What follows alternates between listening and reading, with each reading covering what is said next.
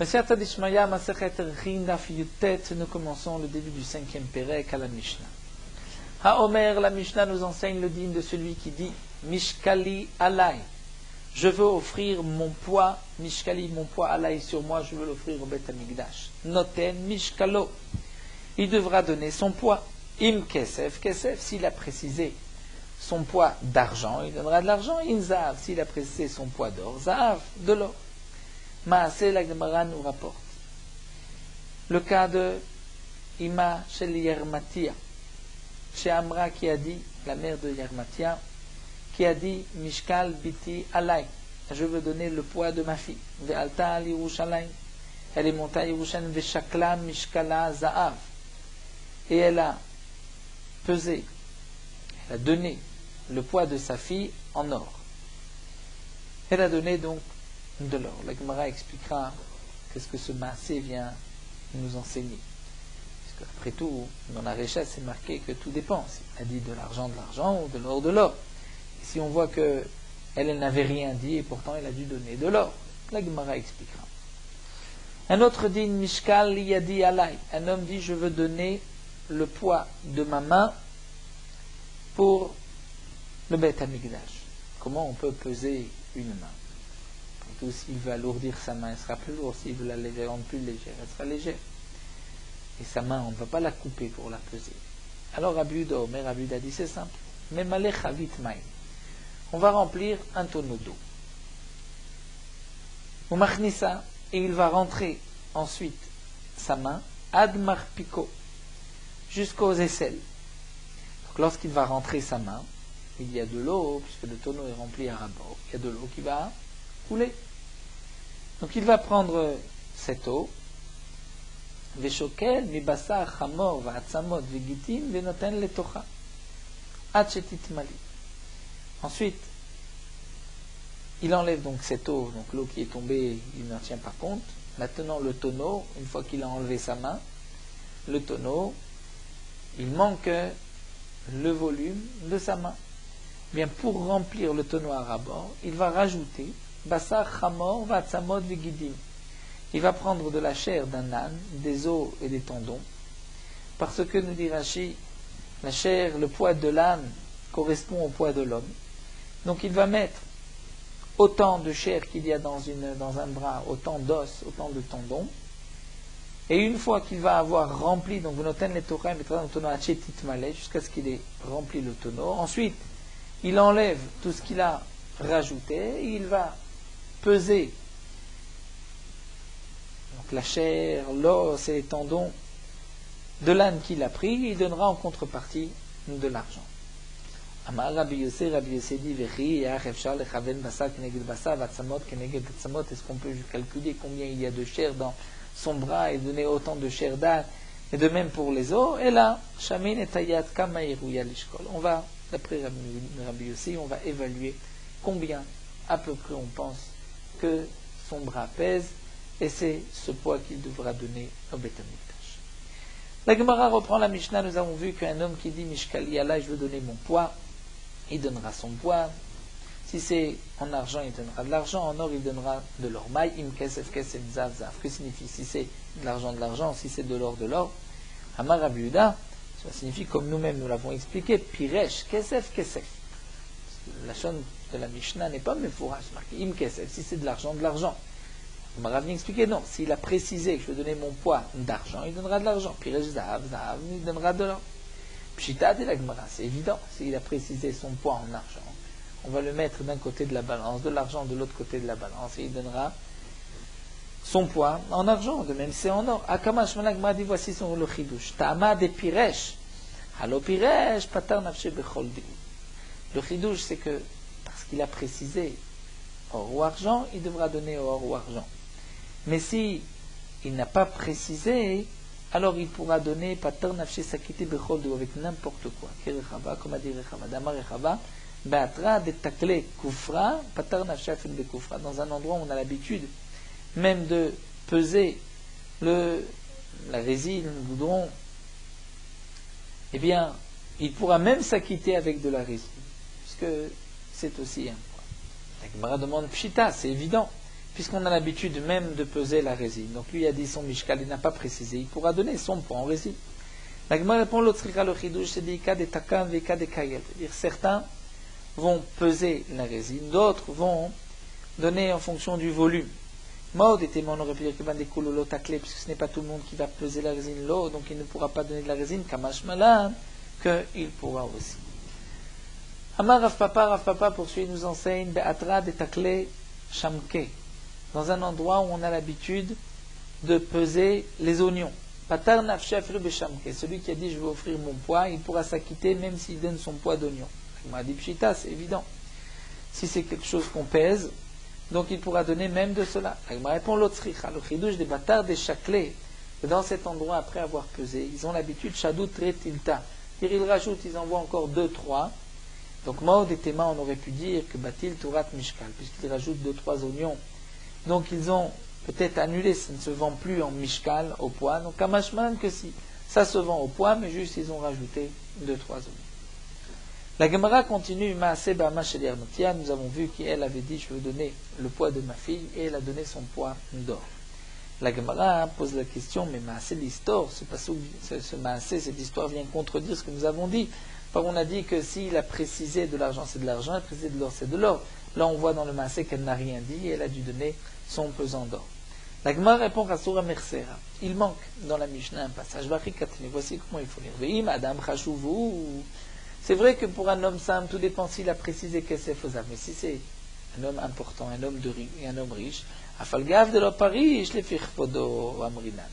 Même s'il n'a pas précisé, on dira que c'est en fonction de son honneur, c'est-à-dire de sa personne. D'après le justement que vous êtes amdin anles, c'est-à-dire on va l'évaluer. Et donc si lui peut donner un pesant d'or, il devra donner le pesant d'or. Au maaseh, donc là on rapporte un maaseh, Ba'ama Shel Matia, qui elle avait dit Shamra Mishkal Biti Alay. Valta l'Irushalayim Shakloua, Venatna Mishkala Za'av. Donc on a pesé et elle avait donné son poids d'or, puisqu'effectivement c'était une femme riche. Amar Rabbi Yehuda. La Gemara poursuit, Rabbi Yehuda nous enseigne. Aomer Komati Alay. Un homme qui dit je veux donner ma hauteur. Rashi explique Komati, ma hauteur, c'est-à-dire comme sa hauteur, il donnera Noten Sharbit Shenon Nirfaf. C'est-à-dire il prendra un Sharbit, c'est donc un morceau de comme un cep, comme une barre, chez Enon Nirfaf qui ne se plie pas, c'est-à-dire qui est large, qui est épais. S'il a précisé d'argent, il donnera d'argent, d'or, il donnera d'or, étant donné qu'il a dit comme sa coma, c'est donc un charbit, donc une barre d'argent ou d'or qui ne se plie pas.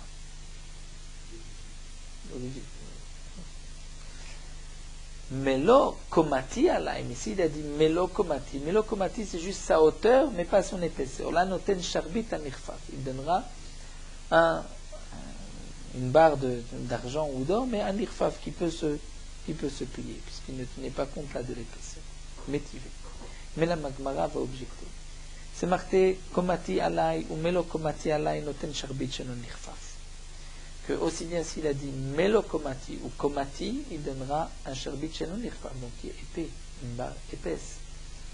La réponse, c'est pas une question. Houde Amar ki Rabbi Akiva. Lui a dit, comme Rabbi Akiva, des daïk lishnaïter. Rabbi Akiva, lui, il fait des diyukim lorsqu'un homme dit des mots en plus. Plein, comme c'est marqué. Un homme qui a vendu un terrain, a vendu une maison, l'eau est à bord. Il n'a pas vendu ni le puits, l'eau est à doute ni, on dirait la citerne. Même s'il a marqué les profondeurs et les hauteurs, je te vends, il n'a pas vendu le puits. Pour atteindre son puits, le vendeur devra acheter de l'acheteur un chemin, puisqu'il lui a tout vendu. Il n'a gardé que le bord. Les Chachamim disent non. Étant donné qu'un homme vend be'en ra'a, donc puisqu'il sait garder le puits, il sait garder aussi le chemin qui menait au puits. Modé Rabbi Akiva, mais Rabbi Akiva est d'accord, Bisman, Shamar lo chutz meilo. S'il a précisé, je te vends la maison, mais à l'exception, je ne te vends pas le puits. La chaîne sech les kachloder, il n'a pas besoin de prendre un chemin. Pourquoi? Parce que il n'avait pas besoin de préciser chutz meilo. Lorsqu'il a dit je te vends la maison, on comprend que c'est la maison sans le puits. Donc pourquoi a-t-il rajouté « je te vends la maison sans le puits » C'est qu'il voulait dire pas seulement le puits, je ne te le vends pas, mais aussi le chemin qui mène au puits. Alma, donc on voit. Kevan de l'autre puisqu'il n'avait pas besoin de préciser chutz, et il l'a dit, c'est que les tfouye milta kalte, il vient rajouter quelque chose, il vient rajouter dans ce qu'il n'a pas vendu, il vient rajouter le chemin. Donc à Haname ici on dira aussi d'après Rav Yehuda, Kevan de l'autre sarich vekamar les tfouye milta kalte, et puisqu'il n'avait pas besoin de dire melo, il pouvait juste dire komati. On comprend que c'est sa hauteur. Pourquoi a-t-il dit melo? Melo, c'est pour préciser qu'il ne veut donner que sa hauteur, mais il ne veut pas donner aussi son épaisseur, sa largeur. Donc la Gemara a expliqué qu'il n'y a pas de contradiction. Rav Yehuda lui parle d'après Rabbi Akiva, mais c'est vrai que d'après les Chachamim, que komati ou melo komati, il n'y a pas de différence. Iba eleu. La Gemara pose une question. Un homme a dit, on me dit maou. Après, c'est ça que nous avons, on me dit maou, c'est-à-dire, on me dit c'est comme je me tiens debout.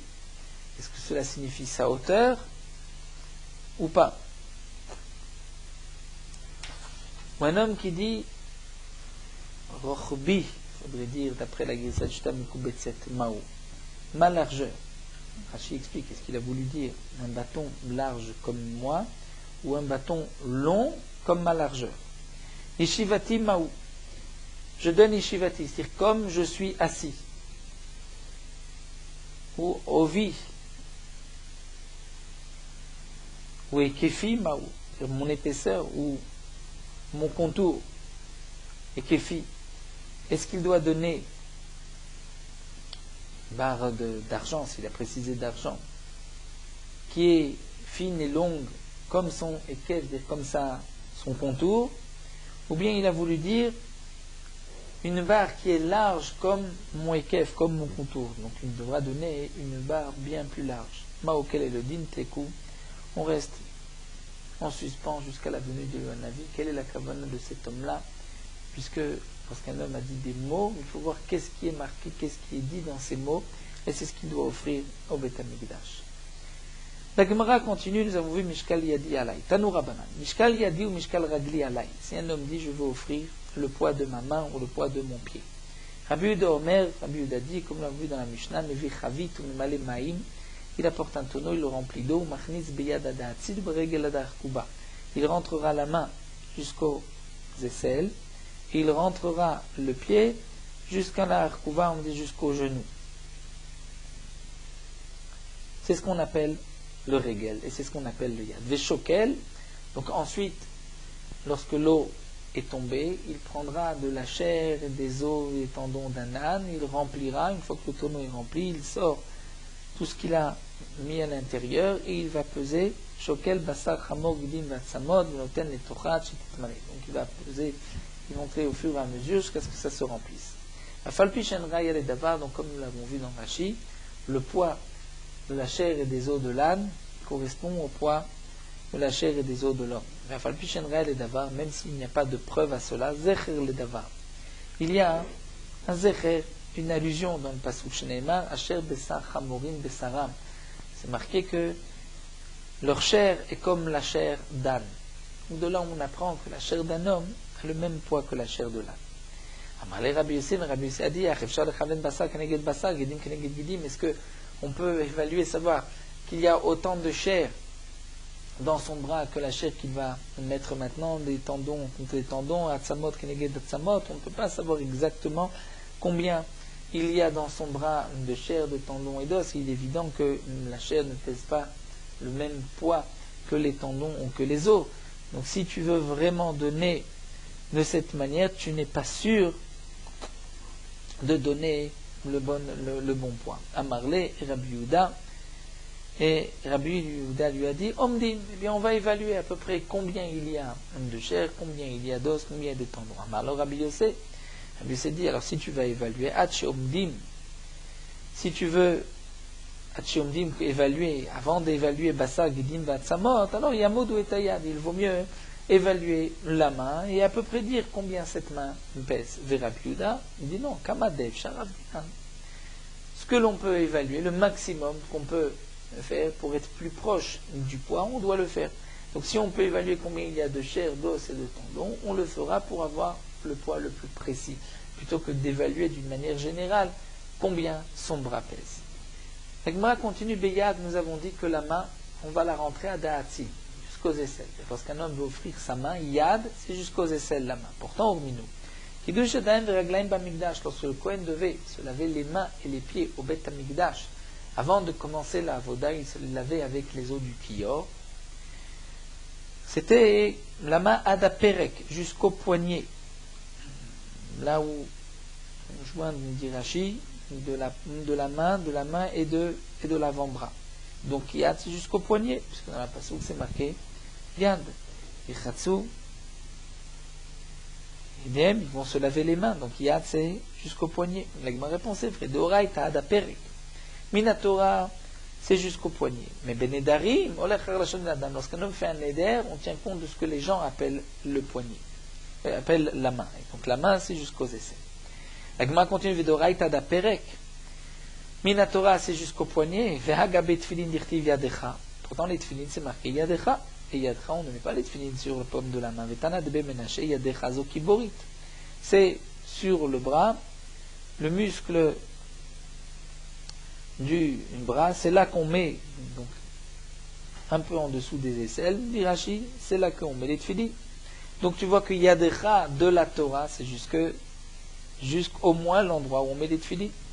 La Gemara répond en vérité de Oraita Kiboret Kula. En vérité, Minatora, c'est vrai que toute la Kiboret, tout le bras, toute cette partie de chair qui se trouve sur le bras, ça fait partie de Yad. Mais Benedarim, on lechachar lachon Benedam. Dans les Nedarim, on va d'après le langage des hommes. Le langage des hommes, c'est jusqu'aux aisselles. Et Kiddush Yadayim v'Raglayim b'Amikdash, ça c'est le Cheta Gemirala, que c'est jusqu'au poignet. Donc, Halakha Moshe Nisina Kiddush Yadayim v'Raglayim jusqu'au poignet. Lorsque les gens appellent la main, c'est jusqu'aux aisselles. Les Nedarim, ils vous ferez sa main jusqu'aux aisselles, jusqu'à la fin de son bras. Et pour les Tfilin, Ada Kiboret, c'est ce qui est appelé Yadcha. La Gemara continue, Beregel ad Arkuva. Nous avons vu que Regel, c'est jusqu'à Arkuva, c'est-à-dire jusqu'au genou. Pour Minou, demande la Gemara, est-ce que le Regel, c'est jusqu'au genou? Pourtant, c'est marqué Shalosh Regalim. On a des trois fêtes, on les Doresh Raglaim des pieds. Prat, de là, on exclut les balais cabines. C'est-à-dire qu'un homme qui a eu un pied coupé, proche du genou, c'est-à-dire il a la jambe, une partie de la jambe coupée, et il a donc un morceau de bois pour qu'il puisse poser le genou par terre. Cet homme-là est exclu. Pourquoi? Parce qu'il n'a pas de régel. Donc on voit que le régel, ce n'est pas jusqu'au genou. Puisque si le régel c'est jusqu'au genou, donc celui qui a une partie de la jambe coupée, il a une partie du régel. La Gemara répond si. Benedarim marlech achar lashon benadam. En vérité, Minatora, c'est vrai que le régel est plus bas au niveau de la cheville, mais Belashon benadam, c'est jusqu'au genou. La Gemara continue Vidoraita, tu vas dire prat les bas les cabines, c'est-à-dire on exclut même celui qui a une partie de la jambe coupée. Vagabe chalitza, pourtant à propos de la chalitza, lorsqu'un homme doit faire giboum et qu'il ne veut pas, il doit faire chalitza, la femme de son frère va le déchausser, et c'est marqué d'irtiv raglo. Ils vont lui enlever la chaussure de son pied. Vetanaï, nous avons une braïta qui dit Chalza minar kuva ulmata chalitza takshera. Que si elle a fait la chalitza minar kuva ulmata, c'est-à-dire il y a une partie en dessous du genou, une partie du pied qui reste, une partie de la jambe, la chalitza est kshera. Donc on voit que le régel, c'est même c'est bien jusqu'au genou le régel. Donc lorsqu'il reste une partie du régel, la chalitza est kshera. Si c'est ainsi, pourquoi on exclut celui qui a une partie du régel, une partie de la jambe, pourquoi on l'exclut des chalosh régalim? Et la Gemara répond Shane Atam. Là-bas, à propos de la chalitza, c'est différent. D'Amarkam me al raglo. La Torah a inclus même cette partie, puisqu'elle dit elle y enlèvera sa chaussure, mais al raglo. Mais al raglo, c'est-à-dire même au-dessus du régel. Donc c'est vrai que le régel c'est au niveau de la cheville, mais pour la khalitsa, la Torah dit me'al raglo. Donc même s'il reste une partie de la jambe, c'est considéré comme régel pour la khalitsa, mais pas pour les shalosh regalim. Et achi, c'est ainsi dit l'agma les malanar kuvaname. Donc même si ce n'est pas en dessous de la kuva de mais même au-dessus aussi, on devrait dire, puisque la Torah inclut me'al raglo, l'agma répond non, me'al velo me'al de me'al. Un seul me'al, pas deux me'al, puisqu'il y a une séparation par le genou. Amar Rav Papa van Birshma Mina, de là on déduit que haïstavira, c'est-à-dire la cheville, adara nachit, elle va jusqu'au sol. C'est-à-dire il n'y a pas dire de morceaux de miachi qui les séparent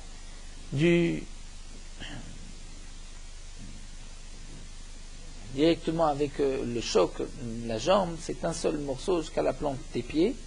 Pourquoi Deis al-Kada tarmifsek passé? Parce que si tu dis que c'est en plusieurs morceaux, plusieurs os, Havele istavira me'al, à ce moment-là, la cheville devient elle-même me'al au-dessus de raglo qui est la plante des pieds.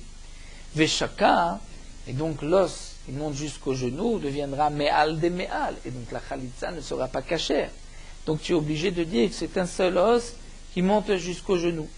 Et Ravashi va dire non, Amar afilotema mifsek pasik, même si tu dis qu'il y a mifsek pasik, c'est de dire deux os, c'est une coupée, malgré tout, kol de beadekara, kekara adame, tout ce qui est au niveau de la plante des pieds est considéré comme le pied, et donc au-dessus commence le me'al jusqu'au genou.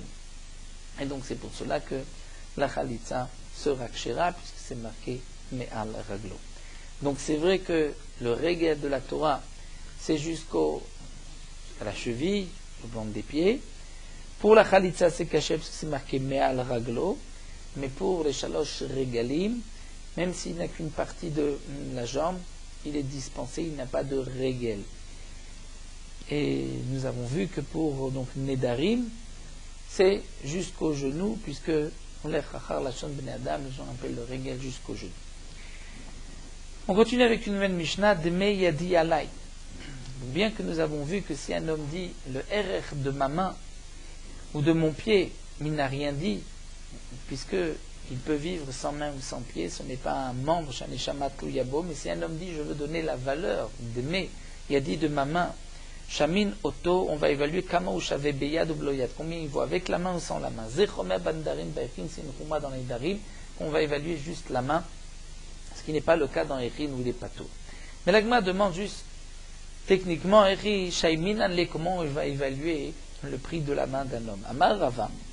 Rava m'explique. On va évaluer combien, lorsqu'un homme a été endommagé, on lui a coupé une main, combien vaut sa main. Donc au marché à esclave, combien il vaut avec ses deux mains, combien il vaut avec une seule main. Amalé Abaye dit, mais Midame, est-ce que ça ressemble à Tam Gavra Zila, ou lorsqu'un homme a la main coupée, lorsqu'on le voit avec une seule main, il est Zila, il vaut déjà moins cher. Donc de l'imaginer avec ses deux mains, on ne va pas donner un prix tellement élevé, donc la différence est très petite. Mais là cet homme-là a deux mains. Lorsqu'il offre sa main, si on l'évalue sans cette main, bien sûr que le prix de la main sera plus élevé. Amar Abaye dit, Omdim kama adam rotse liten be'eved ose melacha biyado achat ose mishte yadav. Alors on va évaluer non pas comme un homme à qui on a coupé la main, mais un esclave qui peut travailler qu'avec une seule main, ou un esclave qui travaille avec deux mains. On demande l'agma pourquoi il travaillerait qu'avec une seule main. Yado achat mainihu ve'edar psika, c'est-à-dire que l'autre est coupé, un noir. Donc si l'autre est coupé, ça revient au même. Lorsqu'on le voit avec une main coupée, on va bien sûr l'évaluer pour pas grand-chose. Et là, l'agma reprend non. Yado murtevet le rabo rishon. On parle d'un esclave. On dit une main appartient à son premier maître. On te vend un esclave avec une seule main. Combien tu l'achètes? Ça, c'est le prix d'une main. Bah, Rava pose une question. Amdou Omed Shel Nizakim. On a évalué un homme, le Omed Shel Nizakim, c'est-à-dire un homme a été blessé. Un homme lui a arraché une main. Donc on a évalué le prix de cette main. Et ensuite, V'amar, il dit Damé Alay. Donc on a évalué combien il valait avec les deux mains et combien il vaut aujourd'hui avec une seule main. Et cet homme-là, donc il a déjà un prix, une évaluation, et il dit Dme Alay, je veux donner ma valeur, combien je vaux marché esclave, Mao. Miyamar, est-ce qu'on va dire Ha'am Duhu Khadazina? Voilà, on vient de l'évaluer, donc il donnera le prix qui a été évalué. Audilement, on dira non. Shaneum Dena de Beasalam Betlata. Pour Nizakim, on va l'évaluer avec 3 personnes. Pour Hekdesh, on doit l'évaluer devant 10 personnes. Peut-être que ce n'est pas la même évaluation. Donc peut-être qu'il faut le réévaluer. Si tu dis qu'effectivement il y a une différence, donc il faut l'évaluer encore une fois. Mais Amard me alay ve'amdu. Si un homme a dit je vais donner ma valeur, on l'a évalué. Vechazav amard me alay. Ensuite il dit encore une fois je vais donner ma valeur. Est-ce qu'il est nécessaire de le réévaluer? Mao achav adayamdu be'asara. Là c'est sûr qu'on l'a déjà évalué une fois devant 10 personnes, donc c'est suffisant. Audilement ou peut-être non. Shabach bene bene. Peut-être qu'il a pris de la valeur entre temps. Amard me alay, un autre cas, il a dit je vais donner ma valeur, velo amdou, et on ne l'a pas évalué. Vechazav amad malay, encore une fois, il a dit je vais donner ma valeur. Mao. Est-ce que dans ce cas-là, chavadai bechadzinam dinan, on peut l'évaluer en une seule fois, et il payera donc 2 fois son prix. Odilman, on kevan de mezah zenadar, puisqu'il a fait un neder, un après l'autre, 13 imnam d'un lé, on doit l'évaluer 2 fois. Donc avec, on dira, 2 groupes de 10 personnes. Veim timtseloma kevan de mezah zenadar, et si tu veux dire que puisqu'il a fait un éder l'un après l'autre, donc 13 imam dinali, on va l'évaluer 2 fois. Mais si un homme a dit en une fois, shne deme alay, en une seule fois il a dit 2 fois ma valeur, de batachat mao, en une seule fois, mao, quel est le dîner? Chavadai batachat nada, puisqu'il a fait un éder en une seule fois, batachat dinali, on l'évalue en une seule fois. On dit ma, kevan shne, puisqu'il a dit 2 fois ma valeur, c'est comme s'il a dit une première fois, je donne ma valeur, ensuite une autre fois, et d'après ce qu'on a vu, peut-être qu'on devrait l'évaluer 2 fois. Et seulement on continue avec une question ici, tu veux dire que Kevan est Kamar Chené, puisqu'il a dit 2 fois ma valeur, c'est que c'est comme s'il avait dit une fois ma valeur, encore une fois ma valeur. Alors Amdou Me'elav, si on l'a évalué, Me'elav, c'est-à-dire qu'il y avait 10 personnes qui voulaient s'entraîner, on l'a évalué. Et ensuite il a dit donc, je veux donner ma valeur. Quel est le din? Mao, miamrinana amid me'ela vekae. Voici qu'il a un prix, il a été évalué. On dit non, bainan kavana l'umdena. Il faut l'évaluer avec une intention, une kavana. La Gemara dit toutes ces questions, on ne peut pas les répondre, mais pashot miachada. Une question, on pourra déduire. Detnan, c'est marqué dme alay umet. Un homme dit je veux donner ma valeur. Umet et il est mort. Loitnu yorshim. Les héritiers n'ont pas besoin de donner sa valeur. Shendamim la metim, puisqu'un homme qui est mort n'a pas de valeur. On ne peut pas l'évaluer. Aujourd'hui, il n'a pas la valeur d'un homme vivant. Et combien il valait avant, on ne peut pas savoir. Et si tu dis qu'un homme qui a été évalué, pas avec une intention, on l'a évalué de lui-même, il a été évalué de lui-même. Avait Umdena, c'est considéré comme un Umdena. Alors au moins, à Amid Vekae, un homme mort, on peut dire que quand il était vivant, il avait un minimum. Miika Gavra, est-ce qu'il n'y a pas un homme de l'Oshaver Bazouzé qui ne vaut pas 4 zouz? Donc, cet homme-là, quand il était vivant, il valait au moins 4 zouz. Il est mort, on ne peut pas l'évaluer, mais au moins les héritiers vont donner 4 zouz. Et là, on voit que non, qu'ils sont ptourim. Donc peut-être que Amdou Me'elav, tant qu'on n'a pas fait une évaluation, ils sont ptourim. La Gemara dit ce n'est pas la même chose. Amdou Me'elav nachit l'umdena. S'il a été évalué, alors que ce n'était pas nécessaire, mais il a été évalué par 10 personnes, il y a eu une évaluation. Alors que Dme Alay lo nachit l'umdena. Si un homme a dit Dme Alay et qu'il est mort, la personne ne l'avait évalué. Donc c'est pour cela que c'est même si on sait qu'il vaut un minimum moins 4 zouz, malgré tout il n'a pas été évalué, donc les héritiers sont plutôt. Nous arrêtons ici. Terminons Merot Halacha Daf Yutet. Le nombre de jours des mois lunaires sont comme le temps que la lune tourne autour de la Terre. C'est-à-dire 29 jours, 12 heures et 793 morceaux, on peut dire halakim d'heure. L'heure est calculée en 1080, divisée en 1080 halakim. Donc là, ce n'est que 793 halakim d'heure. Donc, en 2 mois, nous avons 59 jours, encore 1 heure, et 506 halakim. Lorsqu'on veut diviser ces jours en 2 mois, on ne pourra pas les diviser d'une manière équitable. On ne peut pas faire des mois de 29 jours et demi, puisque Rosh Chodesh est fixé au début du jour et pas au milieu du jour. Donc c'est pour cela que les mois, 2 mois vont être divisés de cette manière, un mois de 29 et un autre mois de 30. Ensemble, c'est 59 jours. Donc un mois qui n'a que 29 jours est appelé un mois chasser, manquant, et un mois qui a 30 jours est appelé un Chodesh malé. Le 30e jour est toujours fixé Rosh Chodesh. Donc si le mois précédent était un mois de 29 jours, le 30e jour, c'est le premier du mois suivant. Si le mois précédent était un mois malé de 30 jours, donc le 30e jour fait partie du mois d'avant, mais il est aussi fixé comme Rosh Chodesh, puisque d'après le Cheshbon du Molad, une partie de ce jour-là est déjà Rosh Chodesh. Et donc on rajoutera le 31e jour aussi sera Rosh Chodesh, qui sera le premier jour du mois suivant.